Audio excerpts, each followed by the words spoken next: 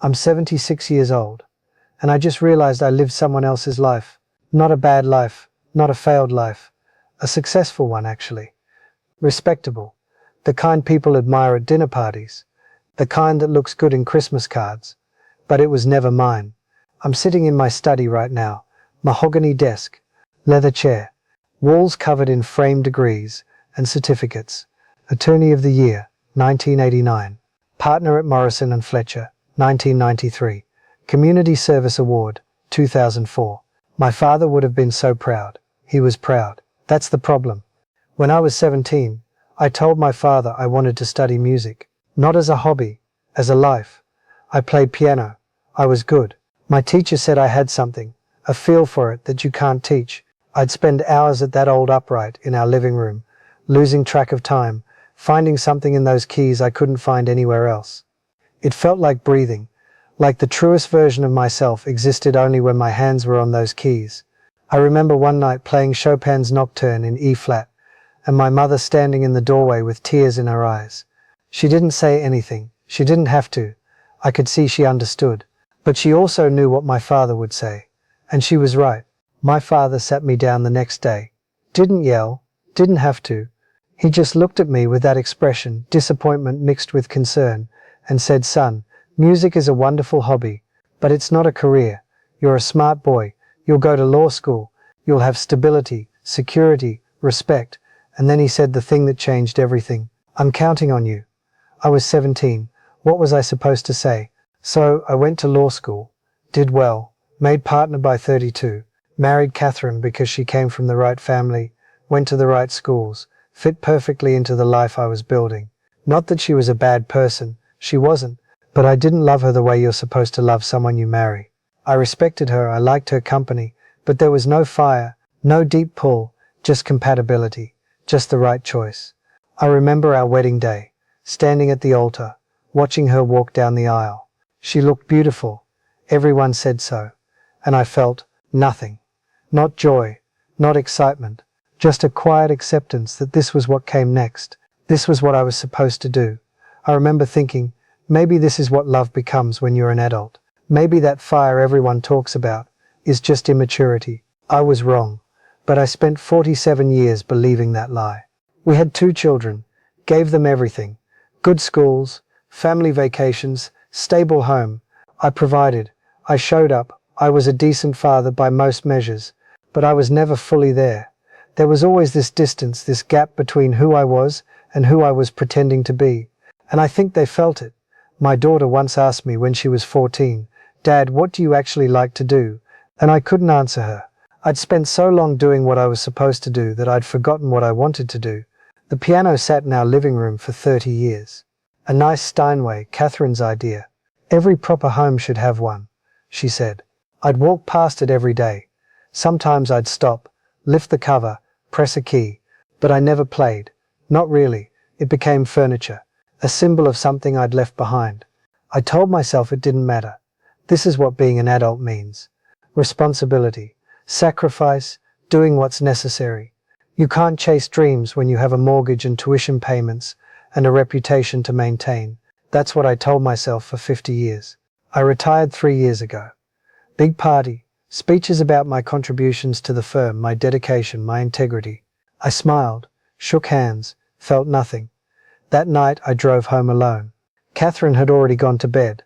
I sat in my car in the garage for an hour, still wearing my suit, holding that crystal retirement plaque they'd given me. And I thought, is this it? 58 years of work? And this is what I have to show for it? A plaque and a handshake? I couldn't even cry. I just felt empty, hollow, like I'd won a game I never wanted to play. Catherine died 18 months later. Cancer. It was fast. And in those final weeks, lying in that hospice bed, she said something I think about every day. She said, "Gerald, I don't think either of us was very happy, were we?" She wasn't angry, just sad, resigned. And she was right. We'd built a good life together, a proper life, but not a joyful one. Not an authentic one. We'd played our parts beautifully, but we'd been acting the whole time. Now I'm here, alone in this big house with all these accomplishments that feel like someone else's. I look at those certificates on the wall and I don't recognize the person they describe. I spent 58 years becoming someone my father would approve of. someone society would respect, someone who looked successful from the outside. But I forgot to become myself. Last month I went to a concert.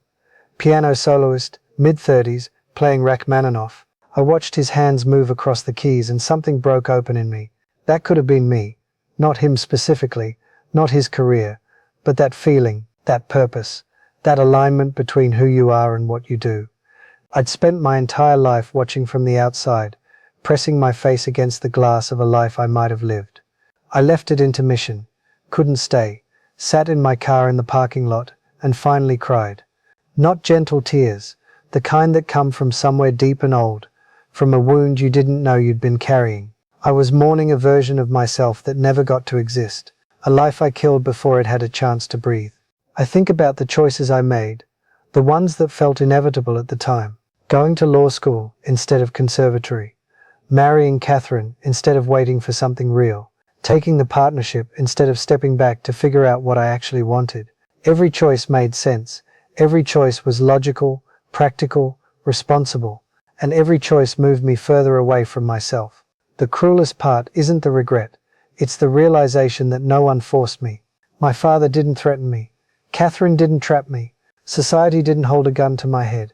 I chose this. I chose safety over truth, approval over authenticity. I chose to live a life that would make other people comfortable rather than one that would make me alive. I was so afraid of disappointing people, afraid of failing, afraid of being seen as irresponsible or foolish or impractical. So I built a life that protected me from that fear. And in doing so, I protected myself right out of my own existence. I'm 76 now. If I'm lucky, maybe another 10 years. Maybe less. And I'm finally asking the questions I should have asked at 20. What did I actually want? What would have made me feel alive? What would I have chosen if I wasn't so terrified of other people's judgment? The piano is still here. I've started playing again. Badly. My fingers don't move the way they used to. But I play anyway. Not because I think I'll become something. Not because there's time to build a different life. I play because it's the only time I feel like myself. The only time the gap closes between who I am and what I'm doing. But it hurts. Every note reminds me of the decades I lost. The life I might have lived if I'd been braver. The version of myself I abandoned because I was too afraid to disappoint people who are mostly dead now anyway. I keep thinking about something my daughter said last time she visited. She's 43 now, works in marketing, lives in Seattle, successful by conventional standards. And she said almost casually, "You know, Dad, sometimes I wonder what I would have done if I hadn't been so worried about making you and Mum proud." And I saw it, the same pattern, the same trap. I'd passed it on to her without meaning to. So I'm telling you this now because maybe you're 25, maybe you're 40, maybe you're standing at one of those crossroads where the safe choice and the true choice are pointing in different directions, and everyone around you is telling you to be practical, be responsible, do the smart thing. And maybe that is the right choice for you. Maybe the safe path and the true path are the same for you. But if they're not, if there's something in you that wants something different, something that doesn't fit neatly into other people's expectations, I'm asking you to consider this. What if you get to 76 and realize you spent your whole life making other people comfortable? What if you look back and can't find yourself anywhere in your own story? What if you were so busy being who you were supposed to be that you forgot to become who you actually are? I'm not saying quit your job and chase some fantasy. I'm not saying abandon responsibility or hurt people or blow up your life. But I am saying this. Pay attention to the gap, the distance between who you are when you're alone and who you are when you're performing for others.